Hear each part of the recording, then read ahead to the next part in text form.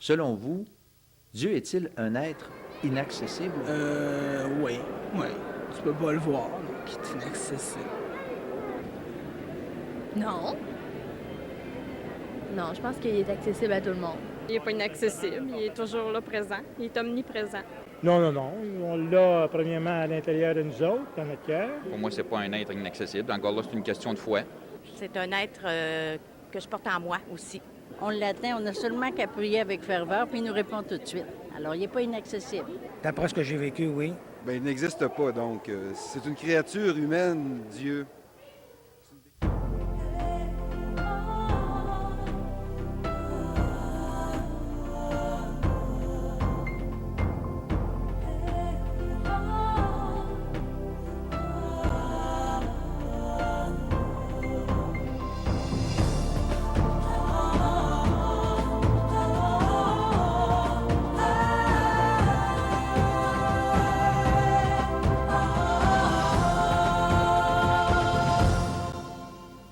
Mesdames, Messieurs, bonjour et re-bienvenue à l'émission L'heure de la bonne nouvelle. Dans le cadre de la série Jésus seul, nous abordons aujourd'hui le thème Jésus, le seul Dieu qui s'humilie.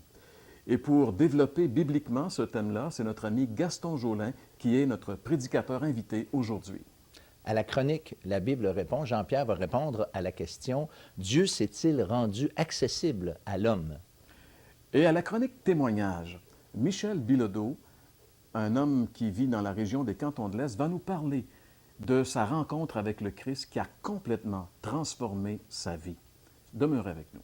À la partie musicale, nous allons entendre Jacques Whitney avec le chant « Mon Jésus, je t'aime ». Eh bien, François, si on revient un petit peu rapidement sur le Vox Pop, on a eu un échantillon pas mal varié, mais quand même, il y a une idée, moi, j'ai trouvé, qui revenait constamment. C'est celle que, finalement, Dieu est accessible parce qu'il est à l'intérieur de nous. Est-ce que c'est vrai? Bon, ça, c'est vrai dans certains cas, mais les gens ne font pas la différence entre une créature de Dieu et un enfant de Dieu. Et c'est vrai, selon la Bible, que Dieu peut habiter les cœurs, mais par son Saint-Esprit et après la conversion. Mais Dieu n'est pas en chacun de nous comme les gens aiment beaucoup trop à le croire, malheureusement.